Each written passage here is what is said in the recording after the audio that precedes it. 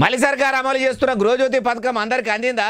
కొత్తగా 200 యూనిట్ల ఉచిత కరెంటుకు ప్రజాపాలన దరఖాస్తులు తీసుకుంటురా అంటే ఏమో మరి 6 గ్యారెంటీలు అమలు చేస్తామని అప్పుడెప్పుడో చెప్పిర్రు. 100 రోజులు గడిచిపోయి ఇంతవరకు చేయకపోవటే అది సరే. కానీ ప్రతిపక్షాలు కూడా ఇదే మాట అంటున్నాయి గట్టిగానే.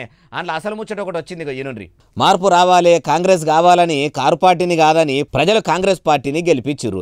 100 రోజులనే 6 గ్యారెంటీలు అమలు చేస్తామని అప్పట్లో కాంగ్రెస్ లీడర్లు చెప్పిర్రు. 200 యూనిట్ల లోపు కరెంటు గాలే ఇంటి ఓనర్లందరూ అందులో గృహజ్యోతి పథకానికి అర్హులు అన్నారు.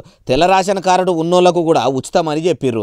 మొదట్లో ఆ పథకం కింద సప్లై చేసే గ్యాస్ బుడ్డీలు అందరికీ రాలేదు. కొందరి ప్రజాపాలన దరఖాస్తుల పొరపాటు వల్ల కూడా 500కే గ్యాస్ బుడ్డీకి నోసుకోలేదు. ఇక ప్రీ కరెంట్ ఇది కూడా కొన్ని దగ్గరలో అదే పరిస్థితి అట. కానీ ఇదంతా ఇన్నారు కదా, ఇప్పుడు చెప్పే ముచ్చట మంచిగా నుండ్రి.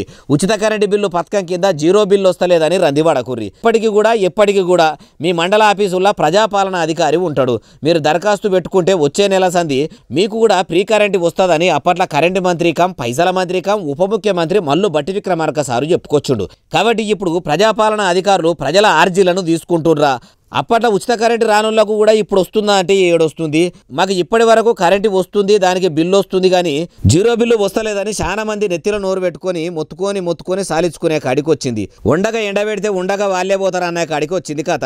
అయ్యా బట్టి గారు, మీ పరిపాలనలో ప్రజలు బాధలు పడుతుర్రు.